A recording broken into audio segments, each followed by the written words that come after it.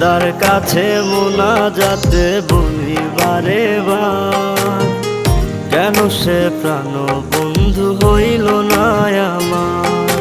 খোদার কাছে মোনাজাতে বলি বারে বার, কেন সে প্রাণ বন্ধু হইল না আমার।